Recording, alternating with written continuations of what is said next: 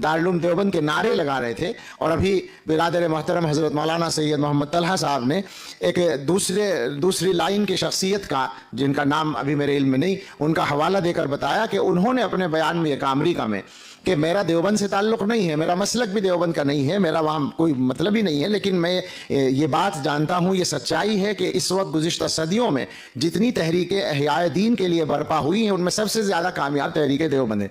दारुल देवबंद के ज़रिए जो काम हुआ है उसने पूरी दुनिया को मुतासिर किया है।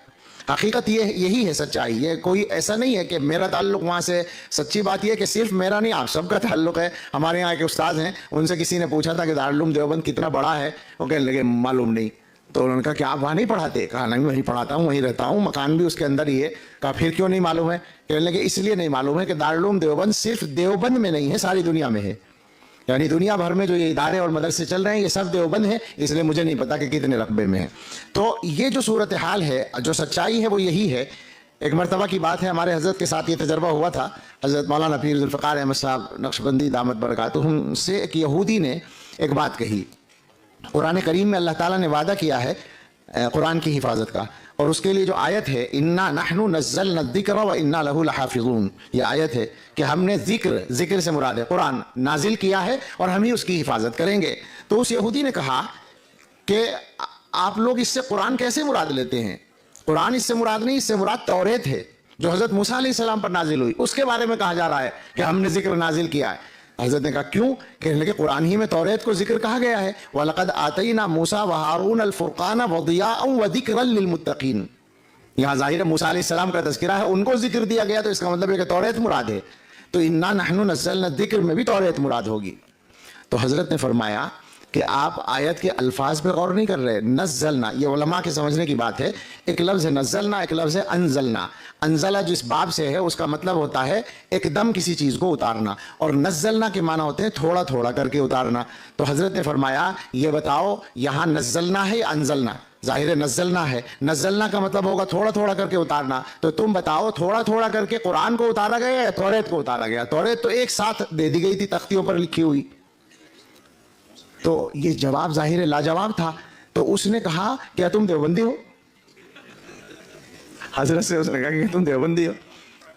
तो ये उसी के गोया एक इस्तिशाद के तौर पर मैंने अर्ज़ किया।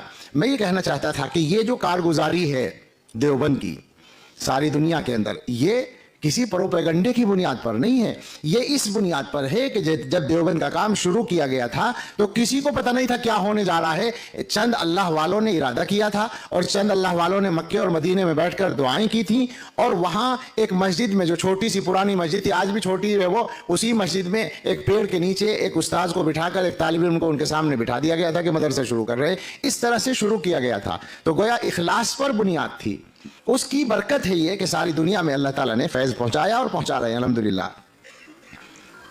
वहाँ मक्का मुकर्रमा में सईद ताइफ हज़रत हाजी इमदादुल्लाह मुहाजिर मक्की रहमतुल्लाह अलैह थे, और मदीना तैयबा में उस्ताज़ुल ताइफा कहेंगे उनको, हज़रत मौलाना शाह अब्दुल गनी मुहद्दिस देहलवी रहमतुल्लाह अलैह थे। और वहाँ से गोया के ये डोर चल रही थी और दुआएं हो रही थी, और इसी वजह से पहले ही साल में दूसरे मुल्कों तक के तलबा मौजूद थे। इसीलिए हज़रत मौलाना रियासत अली साहब ने फरमाया था एक नज़म में, ये अहले दिल का जो दारुल उलूम मरकज़ है, मिला है सबको यहाँ का पता मदीने से, उसी के दम से है दारुल उलूम में रौनक, चला था इल्म का जो काफिला मदीने से। तो ये इखलास चाहिएगा किसी भी चीज़ में। आप देख लें, तबलीगी जमात के काम को देखें, अल्लाह ताला ने काम लिया तो उस बंदे मुखलिस के इखलास की बरकत से ही तो लिया जिसने शुरू किया था। इसके अलावा कोई बुनियाद नहीं है। सिर्फ अल्लाह के लिए काम करेंगे तो काम होगा। इसकी मिसालें उम्मत की तारीख में मिलेंगी, मगर इतनी मजबूत मिसाल जैसे दारुल देवबंद, शेख अब्बामा ने लिखा था मुआयने में कि उम्र के एतबार से दारुल की 150 बरस की उम्र के एतबार से उसकी कारगुजारी बहुत ज़्यादा है। तो वो कारगुजारी ऐसी ही नहीं है, कोई प्लान के तहत नहीं है। ये भी अजीब बात है। ज़ाहिर दारुल कहाँ कहता फिर रहा है लोगों से कि यहाँ मदरसा खोलो, वहाँ मदरसा कायम करो। क्या कहते हैं हज़रत मौलाना तकी उस्मानी साहब दामत बरकातुहुम ने कौन से मुल्क में देखा था पता नहीं, कोई अजनबी आदमी किसी पहाड़ी इलाके में मस्जिद में ले गए, वहाँ जो साहब बैठे हुए थे, पता नहीं इंडोनेशिया की बात है या ऑस्ट्रेलिया की, तो वो जो साहब वहाँ इमामत कर रहे थे वो देवबंद के पड़े हुए थे। तो ये प्लान के तहत नहीं हुआ, ये इंसानी प्लान के तहत नहीं हुआ, अलबत्ता खुदाई मंसूबे के तहत ज़रूर हुआ। तो अल्लाह ताला का जो मंसूबा है ये उन्हीं लोगों को मिलता है जो इखलास के साथ काम करते हैं।